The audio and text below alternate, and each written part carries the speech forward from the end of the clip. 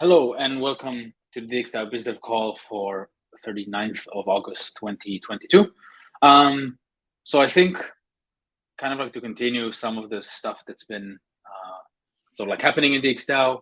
I suggest that we sort of even in this Bizdev call like take a break for a second and then maybe talk about some of the goals and some of the stuff that we're trying to achieve. And I think this call is relatively small. But yeah, we could, I guess there have been like other calls who have been discussing, the restructuring focus proposal, but I think maybe we can talk about this in the context of the BizDev. I think Sky has taken some time off to sort of like, chill from the past week. And I actually don't see Nathan here either, but he said he will join.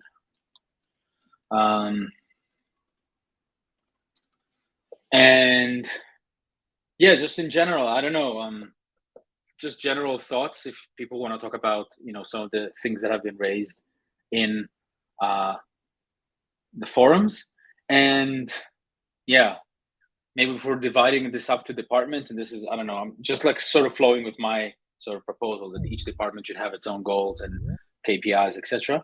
So yeah, what would the goals of the DXbiz sort of like working group should be? How does this relate to sort of the product development or the product support that we've been doing? And yeah, I don't know if anyone wants to talk. I could probably go on forever, but yeah, these are sort of like setting the stage if anyone wants to continue. I do think the ideas that you talked about in your reply are potentially applicable across the town, not just to BizDev, but so I'm curious about the discussion from that perspective. But it would definitely like let you guys. I don't want to like. Yeah, so I think like BizDev combo. Yeah, so I mean, like this is true for everyone, but sort of like my take on this is that I'm primarily as a part of the DXbiz Dev group, and if I sort of being like a bit fluffy, but be the change you want to see in the world. So I think like if the DXbiz like sort of squad is gonna employ these sort of organizational tactics and OKRs and KPIs and all of that stuff, then maybe others will be able to follow suit. And yeah, I think this is something worth exploring, not just for the BizDev group, but for everyone else. And yeah, I do have something to say, and I don't know if like Connor, like he's not here, he doesn't listen, but yeah, maybe just like a few comments. I can write this also there as well, but sort of expecting a DAO to become profitable, to give return to investors that quickly, or within 2 years or 3 years even, I don't think that's realistic. And yeah, in general, I'd like to have people who are when they approach sort of like these conversations, they should come with solutions. It doesn't really make sense, in my opinion, at least, to just I don't know, just talk about like why things are shitty and why you guys are not doing anything good and blah blah blah. And like the bottom line is, sort of to quote Sam Bankman-Fried, but sell all your DXD at the current price and fuck off. So yeah, these are kind of like my general thoughts about that. Yeah, I don't know if you want to talk about like in the general, or sorry. Yeah, well, I just on Connor, just because I just replied this morning after a post last night, so hopefully my reply this morning is hopefully is a little bit more clarify what I was trying to say and not I think what I said in my post last night. But I think my broad perspective here is how much all of this is part of the process, right? So I think not only you're talking about like, how do we come up with these OKRs? How do we develop these things that we can hold people accountable? I think it is difficult to come up and agree on those things in the future, right? And part of that, what we need to do is just kind of discuss it and have all these things kind of out in the open. And so just as like we think everything is very messy right now, and like clearly it's there's kind of a lot going on, like I think that is part of the process of us having a collective understanding of like almost like a consciousness understanding of the different things that need to kind of happen to move forward, and then the different things specifically, like on putting specific goals and accountability thing. I think in order to do that, you have to have this like process here. So yeah, and I think it's. I think it's okay. I think it's not even okay. It's very good. Just like at some points stop, and I think we tried to do that last time with the retreat, and I think there's another one coming up that unfortunately I won't be able to attend, but to just stop and figure out like what are the goals that we want to have, or like what is the yearly goal, what is something attainable that we think we can achieve as DXdao, and sort of like maybe preach what we're building, right? And sort of through like a carrot and stick type thing, if we manage to get to these goals or KPIs, then DXD members will actually get additional DXD, or will get DXD tokens. And if we don't, then we're not going to be getting like additional DXD. And I think, I don't know, this is just something very, very primitive, but I think something that can be done sort of like in the high level, right? This is what DXdao wants to do in a year. And then how do you break that down for each department, right? Or each sort of like squad, each working group? What needs to be delivered by some of the product teams? What needs to be delivered by the DX voice teams? What needs to be delivered by the DX biz teams? And yeah, I guess how do we all like reach some of these KPIs? Yeah, and just to respond to your earlier comment, Melon, I do think it's really important that we listen to the DXD holders, and that I don't think we should be telling them to like sell and go away. And like, to Connor's credit, I think he's been one of the more actively engaged folks, right? So I'm not like, there is a lot of ad hominem and like tangents in this thread, not endorsing that per se, but I do think it's important to listen to the DXD holders. And that's the whole point of governance 2.0. And so it's also where we're heading, right? So if we don't address it now, like once the new governance system's there, like, they will have an actual say in governance. Yeah, maybe my response was like a little bit extreme, right? But if you're just coming, sort of like, this is why I think, like, I think a lot of people here know Chris Black on Twitter, and he's great, and he's like good at calling out things. But what is good if you just call out without trying to be constructive, right? And this is, I feel like Connor maybe plays into that, and happy to like bring him onto a call. I think, yeah, like many times I think in DXdao, right? Someone would come to the forums and said like, "Hey, DXdao, you're behaving in a wrong way. And, I think that you should not behave this way. Maybe you should, go left or right." And then, DXdao was very receptive. Like, we're very receptive to critics who are, who are trying to be constructive. But I don't know. It feels like he's a bit, yeah, I don't know. Well, I agree that we should try to focus the conversation on constructive dialogue and on the actual points, right? Not so much the finger pointing. Yeah. Yeah, I don't know, any other thoughts? Like, I guess some other people here.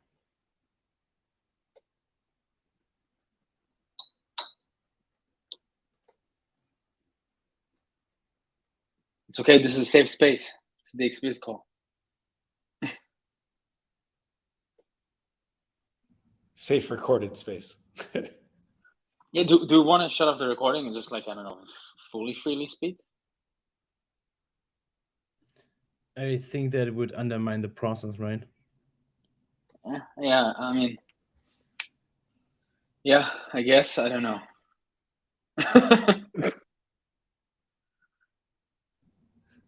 yeah, I think the one other thing maybe to put in perspective is, where like DAOs are in development and figuring things out, and then also like in this bear market too. I think there is a lot of, when you go through down markets, and especially now you're saying like there's a whole macro trend to this too that makes it feel a little bit more medium term.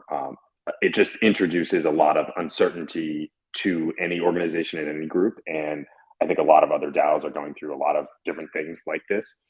Just looking at some of them that have gone over the last couple of months, I think the biggest one is this Faye Rari stuff and kind of how that's unfolded.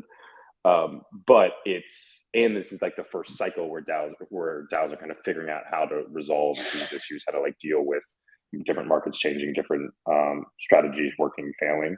And so in this, DXdao is in this process along with others, trying to figure out in general how DAOs can handle these types of things.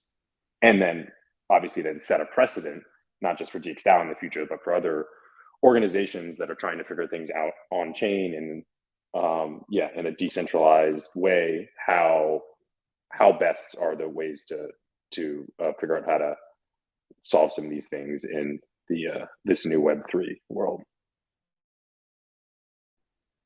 Yeah, I think this is something that I sort of joined this entire space because of the DAO, right? Like I read the DAO hack and I was just sort of like mind blown. And this is what I find interesting, right? How to do like a different structure to like, the corporate hierarchical thing. And, when we first got started, I think like one of the first DAO that I was a part of at least was Genesis DAO. And I saw some, just like crazy shit happening there, like people paying, like the hourly rate became 60 euros an hour. And then sometime later on, people needed to take notes in calls. And so someone could take notes in a call and get paid 60 euros an hour, which is, ridiculous. So like these sort of like things happened. And, the more sort of like time progresses, I think that we need to take things from the corporate world or like the corporate structure and bring them on to like, what we're doing and sort of in like a more transparent way. And so I think, some of these things are like, squads or guilds or working groups or whatever we call them. And then the other things are, like KPIs and OKRs, while still remaining like the goal is to remain transparent and give like everyone at their organization power. And now there's just an interesting, there are many interesting questions around, can an organization happen or like, can something innovate without like an actual leader? Do you have to have, someone at the helm and, setting the tone, or is it okay to have, I guess many people pulling in many different directions? And I don't know, these are sort of like philosophical questions to like organizations. So I don't know if you want to like jam on these topics.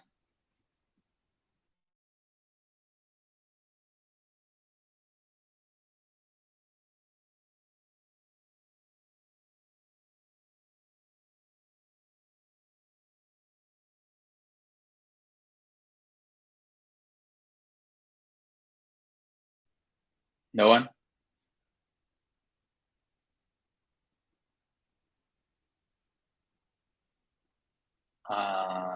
Yeah. Yeah. Okay. Yeah. I'm trying to think like, I wanted to keep this like fairly open and chill. And then, maybe the other thing that's, sort of like comes to mind is maybe we should let, teams sort of like grow inside DXdao and then be spun out, similar to, what Gnosis has done with CowSwap and Gnosis Safe. And then, let these organizations flourish on their own.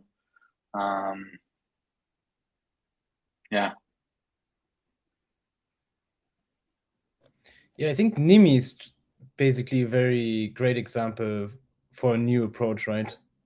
They're trying to be like mostly sovereign and have a timeline for that. And if they can't achieve that, I think they will reevaluate the plan for Nimi and the plan for the team. So I think Nimi is a great example for like a case study for DXdao.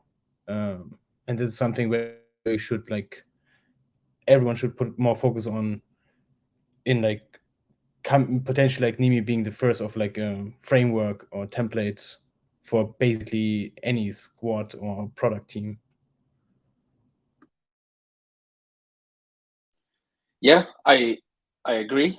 And I think like yeah, I'm very bullish on this process, and interesting to see how this will work out and how essentially like value will flow back to DXdao. And I think DXdao can also learn like what can it give, because this could be like some of the NIMBY folks are here, but like wondering if if DXdao can serve as like the initial community of some of these projects, like this could go a long way.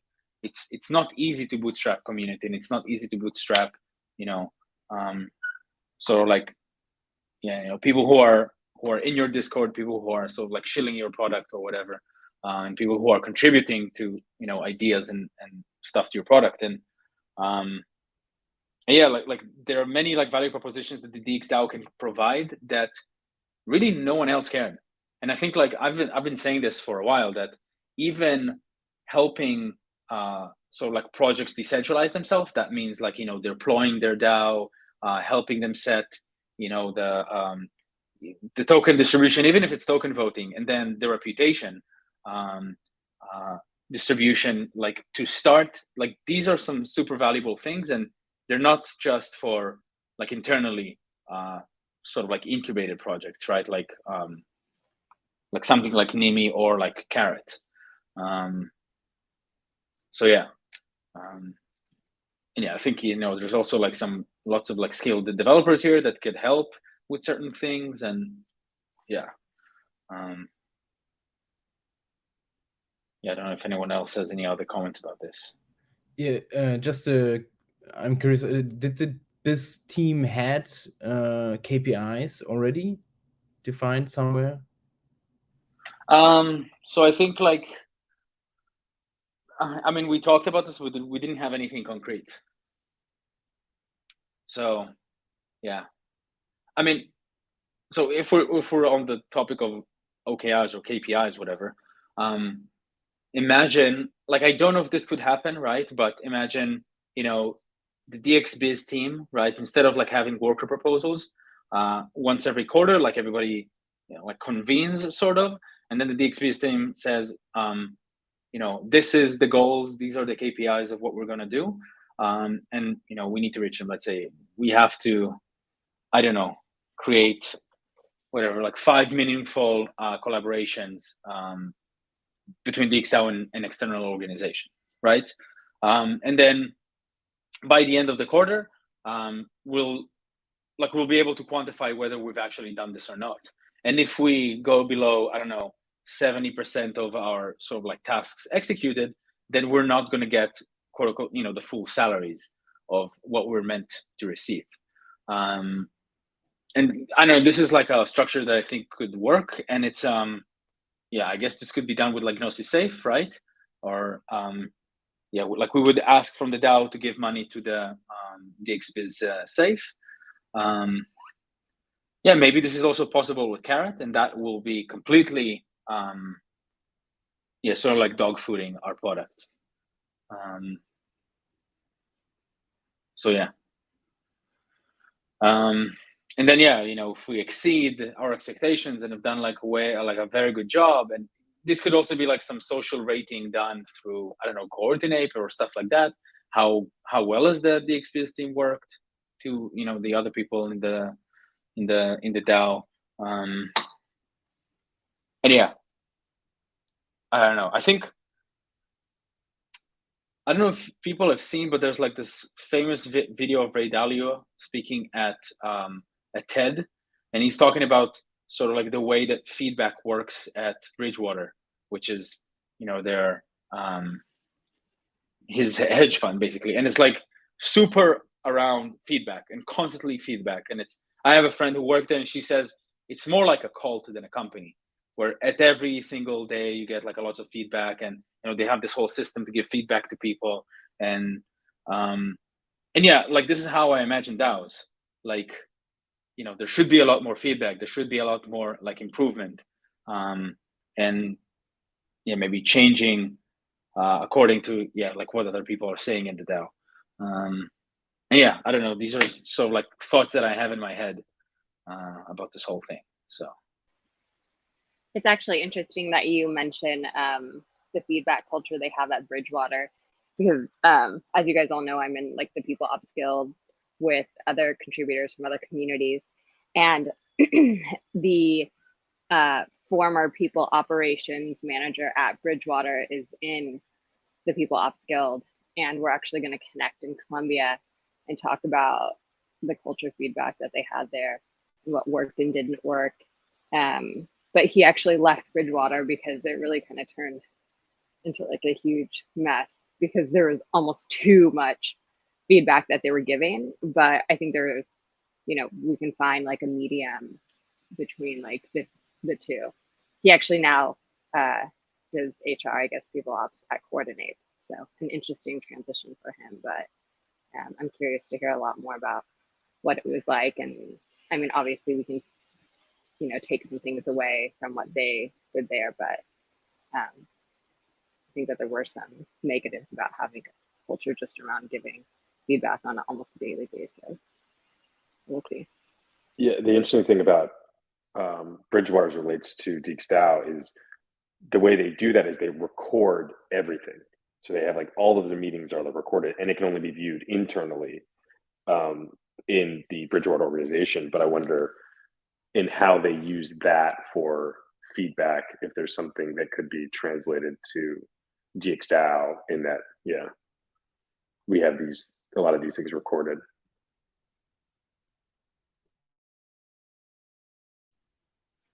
Yeah, interesting. I mean, for them, it's very much around like clear financial decisions. So like, I guess it's a little easier because it's like, whether equities will go up or gold will go down and stuff like that. And you could, if someone says that I think, something will go up.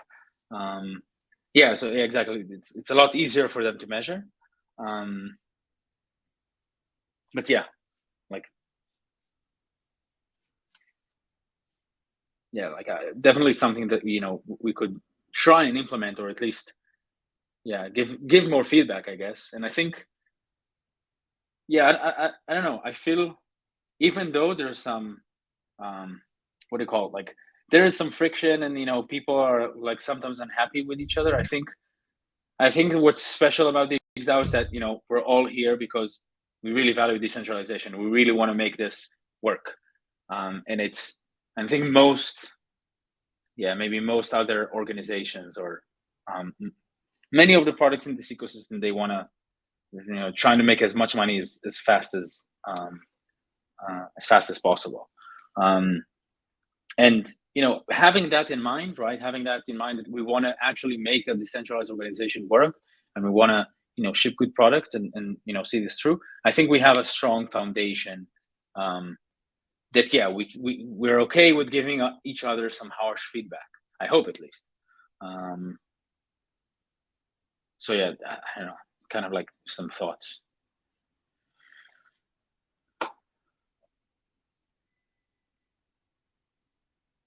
I don't know, anyone else?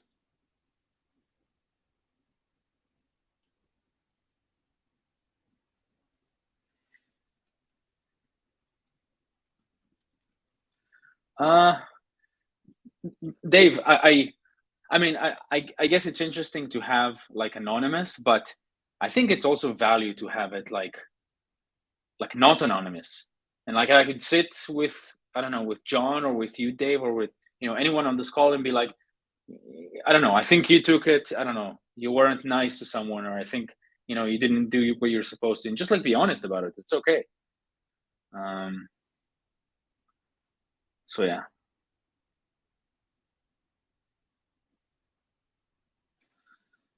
I mean, theoretically, you could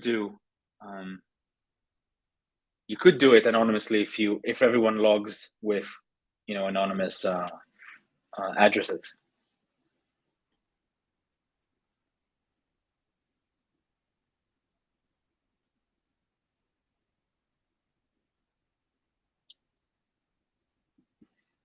Thoughts? Do you want to talk, maybe, Dave?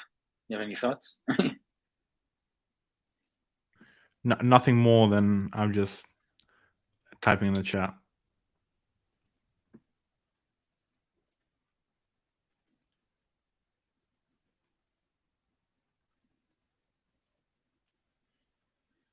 Yeah.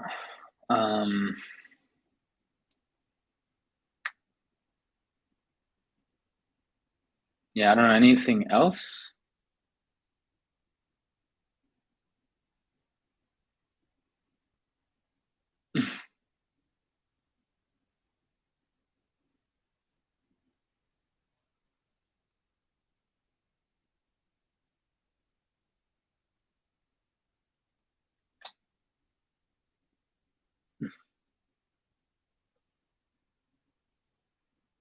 Kenny, why do you say that we're just a bit weary of all the forum talk?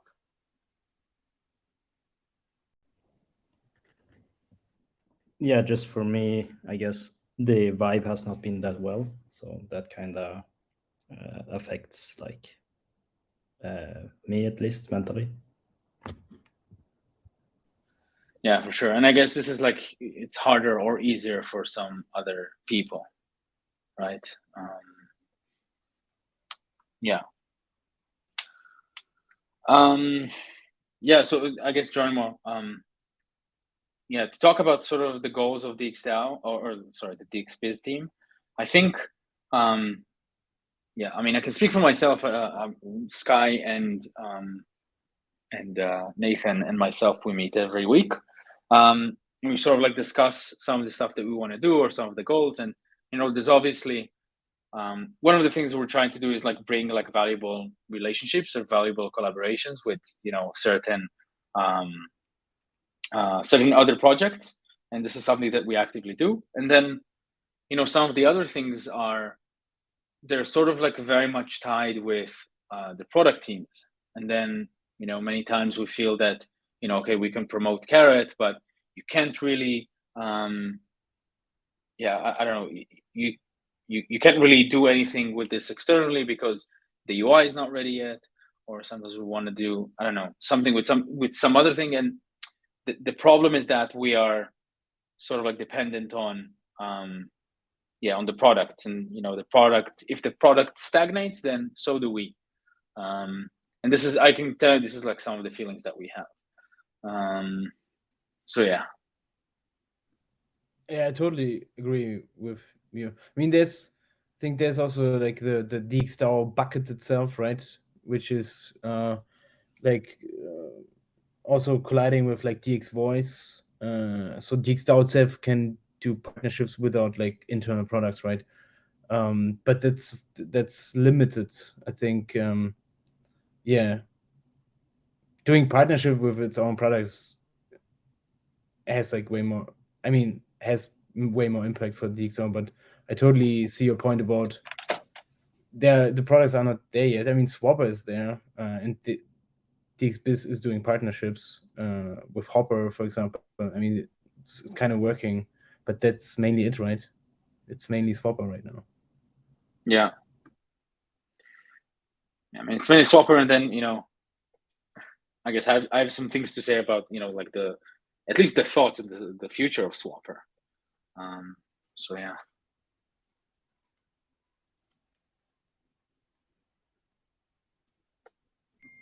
What is the future of Swapper?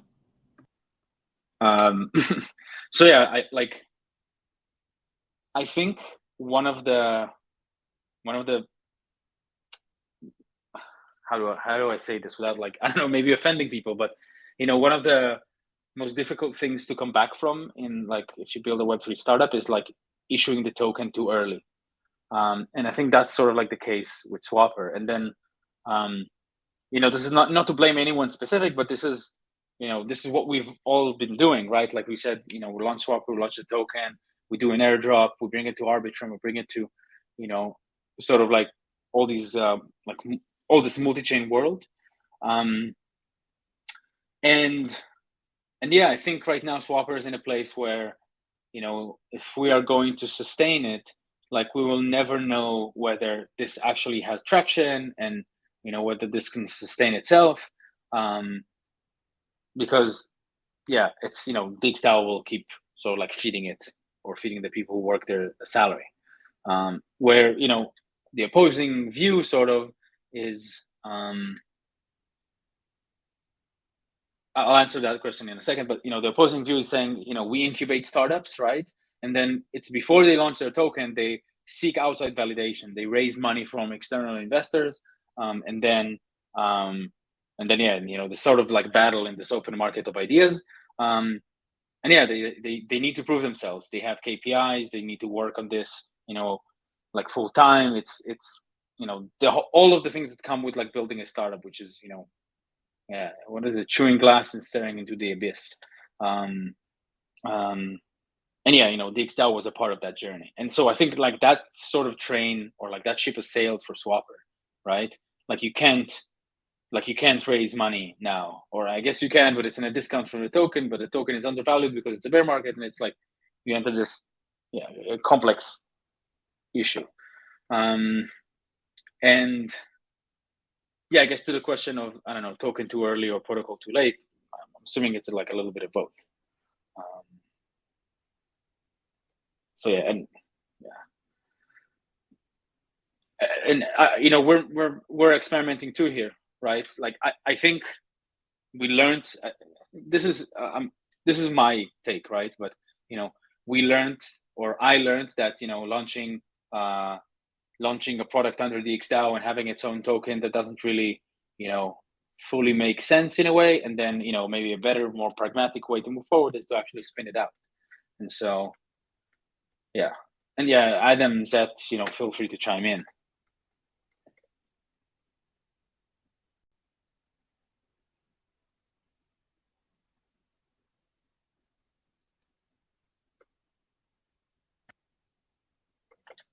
Hello, do you guys hear me now? Here we go. Yeah.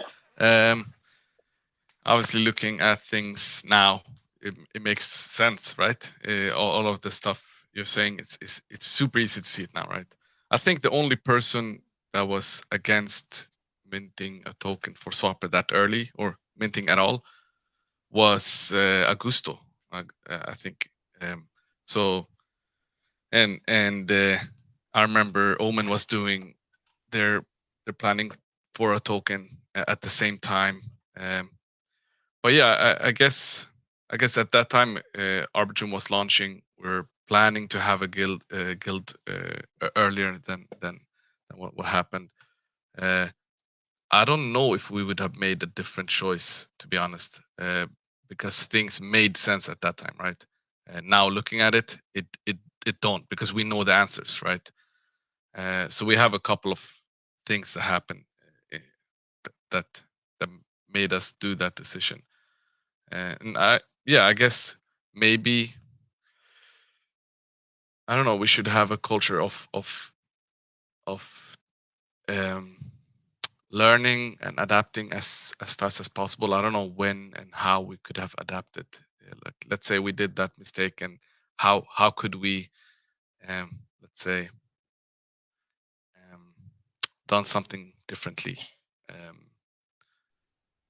I mean, it's in hindsight, right? Like, I also it made sense to me at the time, right? Like, we want, we wanted to airdrop this on Arbitrum. We wanted to like lead there, and that. I think all things make sense. It's just in hindsight, we know that we made mistakes. That's fine. I think with the information that we had back then, I think we made like a decent choice.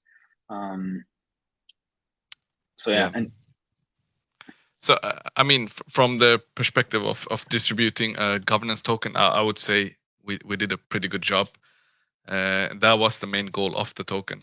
From the perspective of I don't know, investing in an AMM, like we never actually marketed the Swapper token as such. So if the token price reflects the success of Swapper, then yes, might be a failure. But if the distribution of the token could also mark like another thing, but yeah, we don't have the guilds, so yeah, we can't really say, oh, we succeeded with the token.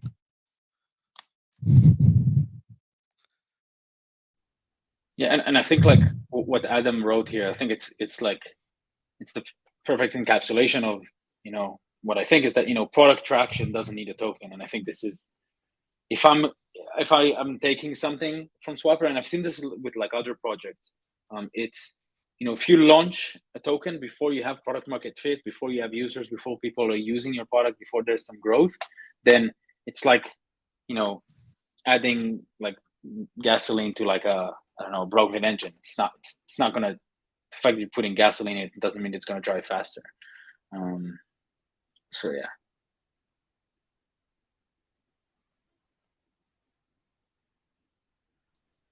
I think Chris's point on like strategic investors, like potentially we can get them on. I think that will require like the like defining the future of software.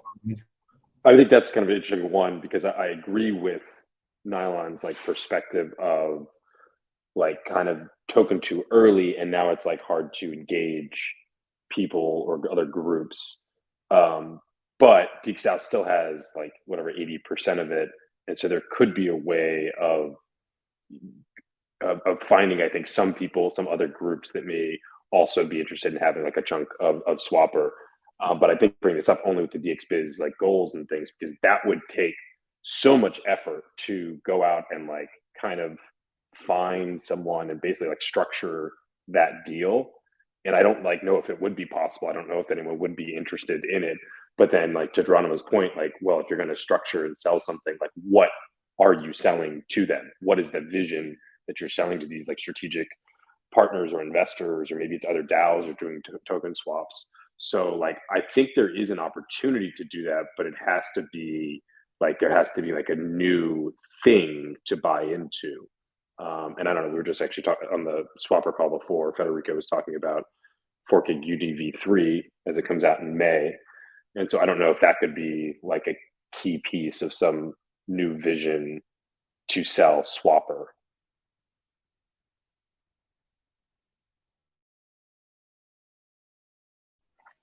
Who would you think could be like some strategic investor right now, or some? Yeah, I mean, I think I'd start with people in Gnosis, right? So I think, and this is interesting with Gnosis, you could, Gnosis, Kapartki, and CowSwap are all even separate groups, and obviously they're related and kind of different ones. But I wonder if there'd be some way of doing like a token swap with CowSwap, for instance. And that maybe could involve some DXD too. I'm not really sure. And then I think like if you structured like, I don't know if you could bring it to VCs in like the Valley, but I think there would be maybe some investors that you could pass it around, and it would kind of be an attractive thing. I'm thinking a lot about like, when like the layer one blockchains, when they launch their tokens like Near, Avalanche, and Solana, a lot of them do these sales on, like they did a sale on like CoinList, for instance. And then they still need to figure out like another way of basically like selling chunks of that to different groups. And then they, will get trade desks to develop materials so they can go and like pitch other investors. So like, I think this would be like a lot of work, but it could be something that like, I don't know, DXbiz is doing. But again, like to your point earlier, Nylon, like that would only happen with a vision on like where the product is going and how that kind of aligns. Yeah. Yeah. And I think like in general, I think that DXdao, we're so aligned with like Gnosis and like what they're doing. So yeah, like I guess we're on Gnosis chain. I think so. Like I think DXdao has like at least half the team here is running like validators, like Gnosis validators. And I mean, I said this to Martin when I met him in Paris, and he was like, "Oh wow, I didn't know this." And so I think there's like a lot of synergy, and also, I mean, CowSwap technically is outside of Gnosis, right? But it's still sort of like in the family. And yeah, we basically built a front end for CowSwap, which is like, it's their holy grail of what they want. And yeah, there's just like a lot of room for synergy, and yeah, I don't know, maybe we could figure out like a deal or something. Or you wanted to say something, Geronimo? Yeah, like I saw Uniswap approved a deployment on Gnosis chain for me, that's basically like a death sentence for every V2 style AMM product on Gnosis chain. I'm not sure where they are with it. Can you actually trade on V3, Uniswap V3 on Gnosis chain? I think the proposal has passed, but they have not deployed it yet. And the fact that, I mean, Gnosis is interested in the big players, right? Yeah, I mean, I think if you look at swappers' liquidity, obviously, like the DXdao part is not going to leave. The question is like, will Karparkey leave? They have a big chunk of the WETH GNO and the GNO XDAI, and also like the WBTC one. And then I actually think things like Hopper will probably stay with the V2 because those projects, like smaller projects, have not really found the V3s to be that great for like a general liquidity pool. And so like I think the strategy maybe in the medium term or short term should be to hopefully still have DXbiz be able to engage groups like that would be interested in like a V2 pool on Gnosis chain. But I assume that sometime before next May, which is when the Uni V3 license can be like expires or whatever, you can deploy it again. I assume that they will launch sometime before then. The question is, I guess, like how much traction we get on Gnosis chain.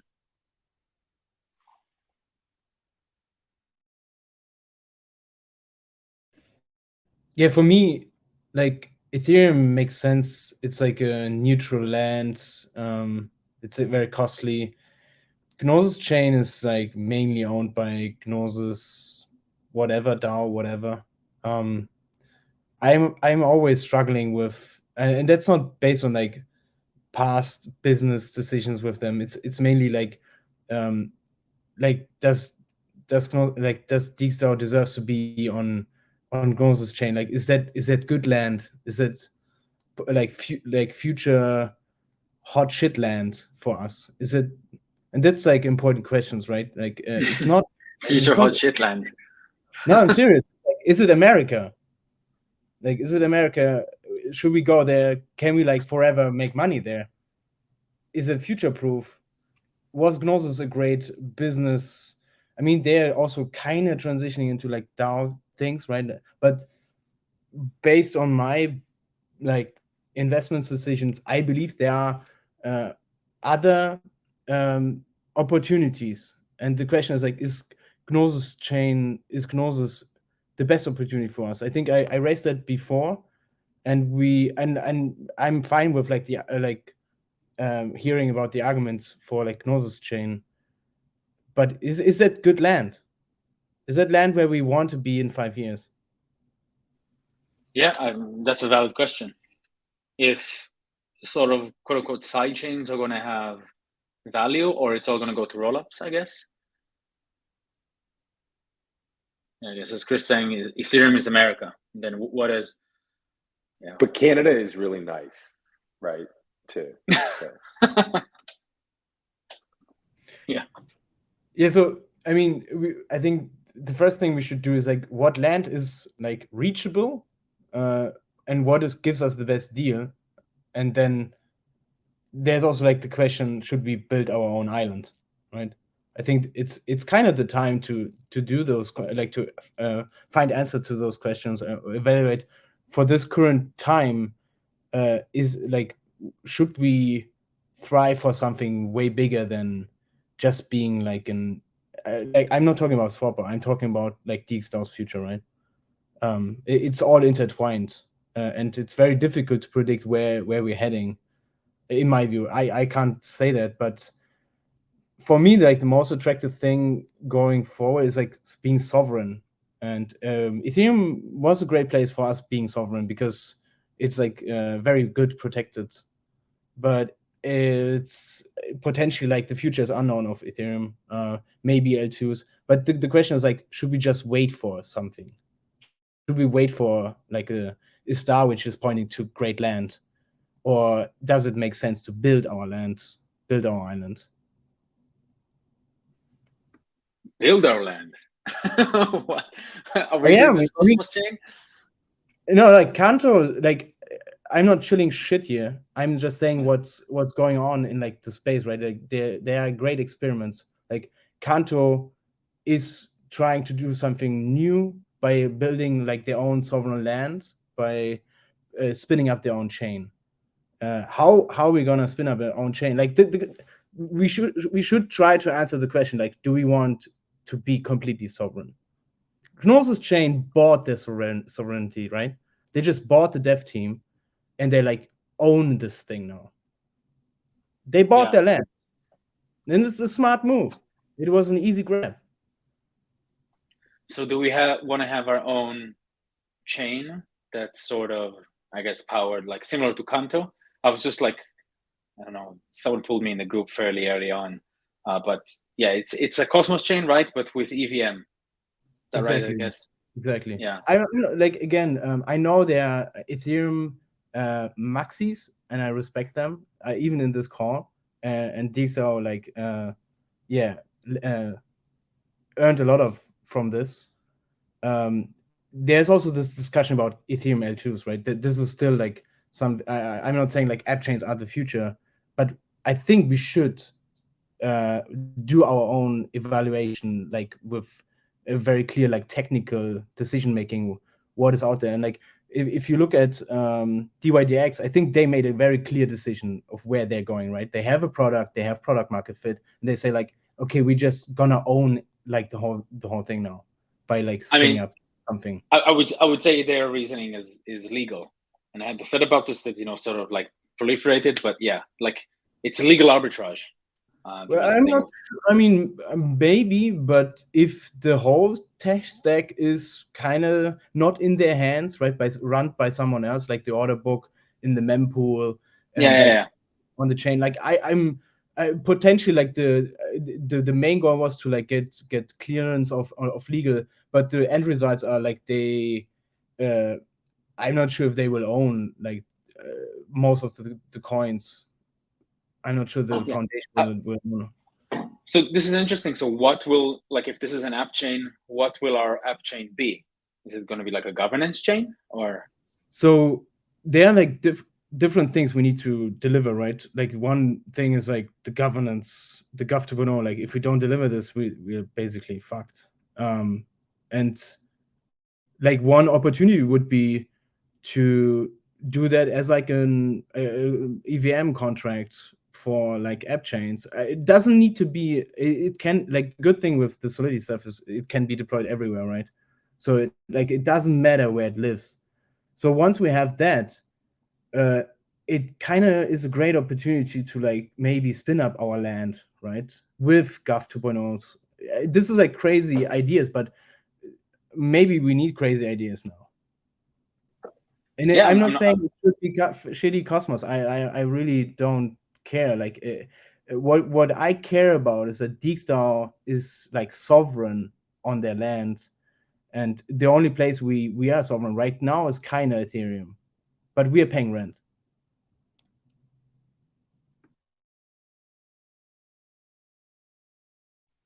Yeah, I mean, I think this is like a super interesting thing to explore.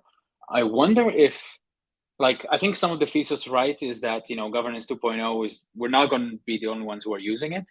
So whether it could somehow work that the entire governance structure is built into the consensus mechanism of this chain, right? And then anyone could sort of like I don't know, use this for their own governance.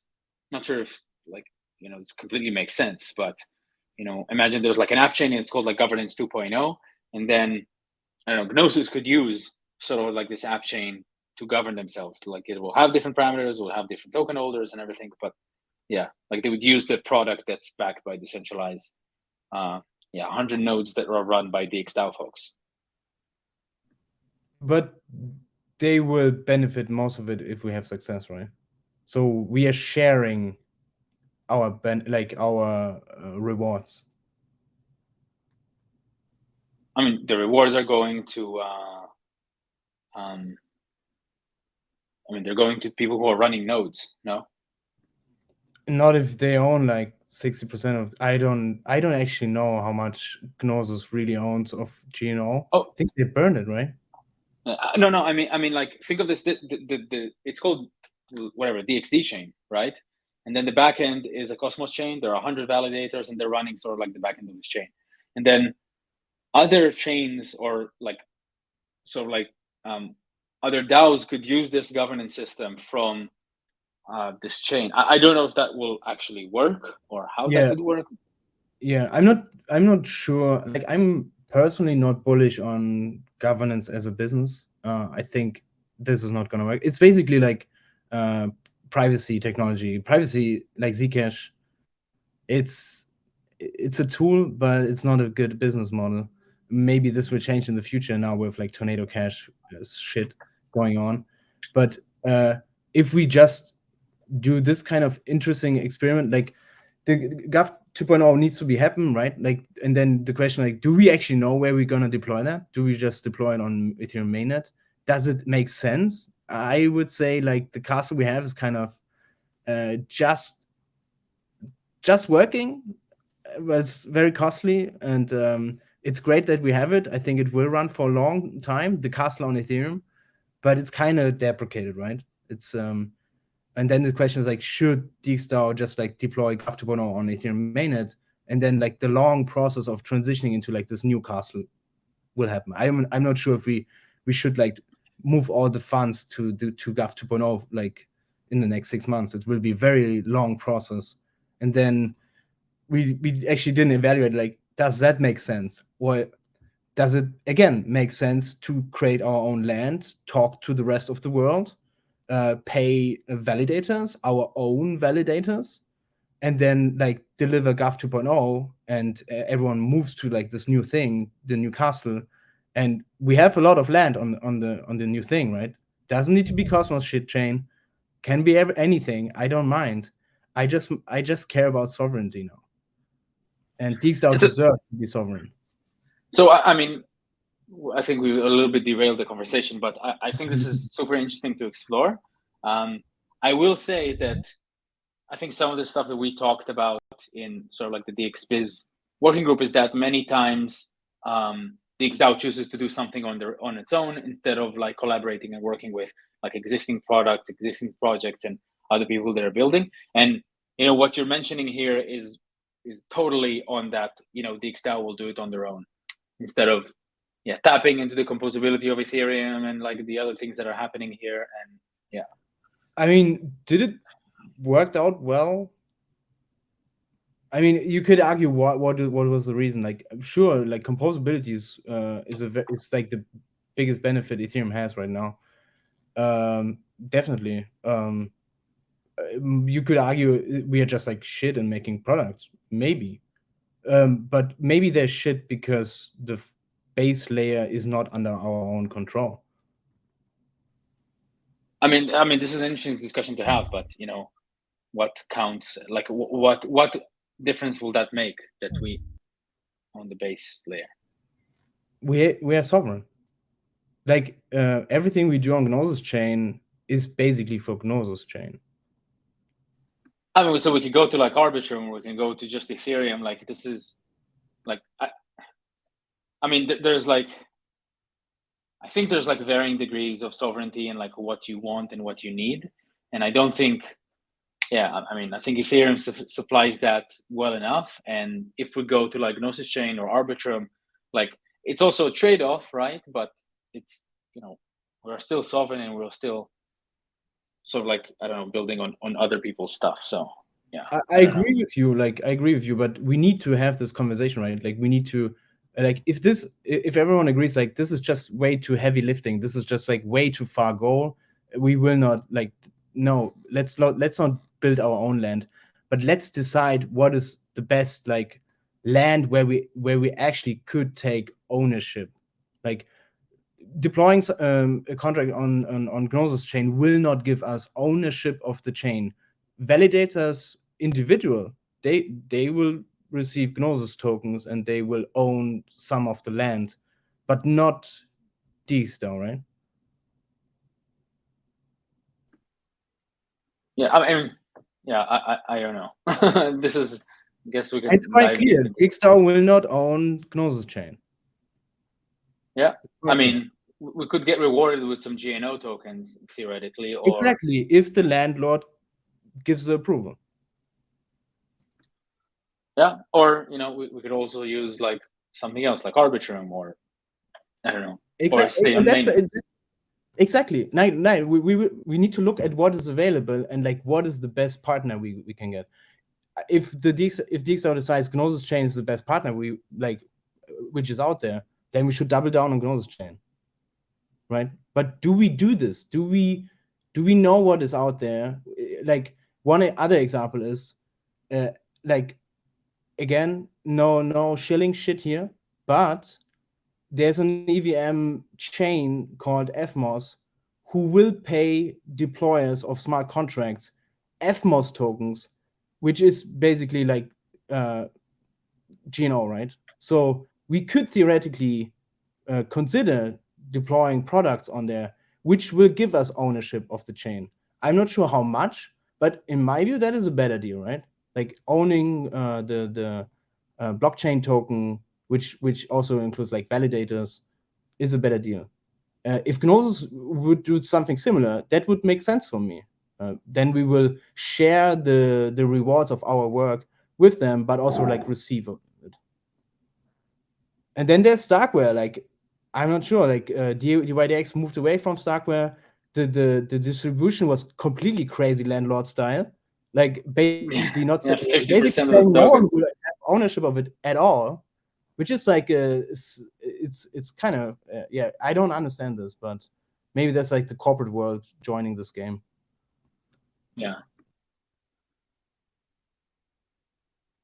Yeah, I don't know. So yeah, interesting things to talk about, and I think like we're a bit over time, but yeah, I mean, I like this discussion, and I hope that maybe we could take the time in the next even couple of weeks and don't talk about doing, just talk about like thoughts and planning and ideas. And I think, yeah, I mean, general, I agree with you. The crazier the idea, like the better it will expand our horizons to what we can do. And there aren't any ideas who are stupid, basically.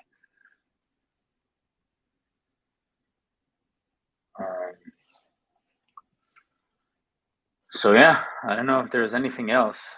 Stop the recording. People wanna. I'll stop it in a second.